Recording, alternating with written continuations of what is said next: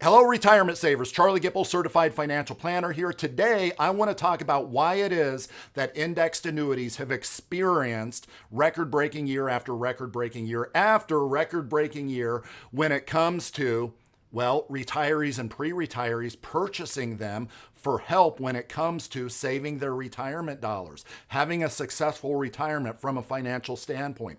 You see, traditionally, a stock and bond portfolio was kind of the way to go, right? You have a chunk of stocks, which does really good over the long run traditionally, but then you have a chunk in bonds. And hopefully, when stocks zig, bonds will zag. That's the benefit of diversification. When one goes down, hopefully the other one offsets that a little bit by going up. However, this dynamic has somewhat changed in recent years. These two things have become more highly correlated with one another. Now, take 2022 for instance. In 2022, stocks, the S&P 500 lost 18%. What about bonds? Did bonds go the other way? Did they go up? No, they lost 13% as measured by the Bloomberg US Aggregate Bond Index. 2022 was a bad year. But it's not just 2022, it's also today where these are more highly correlated than before. So, thus, you have people reaching out for additional diversification opportunities. And this is where indexed annuities come into play. And PhDs from across the country have created white papers on the use of indexed annuities for this reason that I'm talking about. Me, as a certified financial planner with 25 years of experience, there are a lot of folks like me talking about now using indexed annuities potentially as a sliver of what used to be that bond chunk in your portfolio. So let me draw you a quick diagram just to show you an example of how just an example indexed annuity works. So let's say that you put $100,000 into an indexed annuity.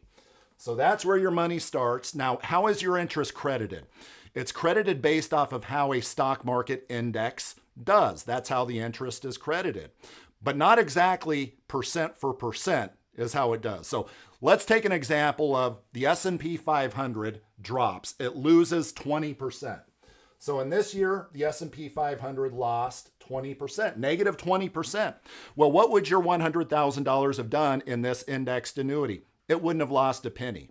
And there are no fees within this indexed annuity. It would not have lost a penny. You still have your $100,000. So at the end of year one here, you still have your $100,000. Well, okay, but what about the stock market going up? What happens then?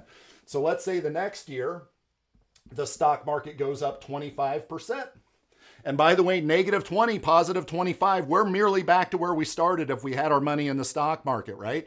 Negative 50, positive 100%.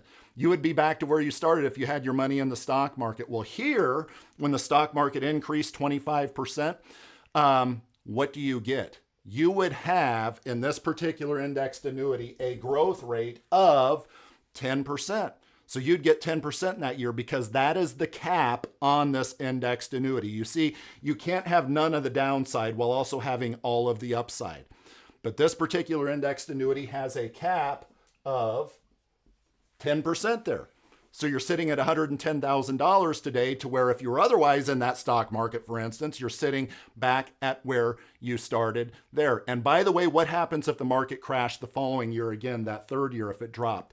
Do you lose any of your money that you previously gained? No, not only do you not lose what you put into that index annuity, you also do not lose any interest that was previously credited with indexed annuities. And there are various types of indexed annuities. For instance, one that's very popular is one that has a 10% bonus at the beginning.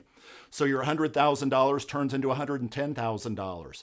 Is the cap a little yet less than 10%? Yes, it's a little less, but you get that nice bump at the beginning. So there are various flavors of indexed annuities, and you can very easily see why maybe potentially a portion of your portfolio may potentially be allocated to an indexed annuity. If you want to learn more, click learn more below and we'll be in touch.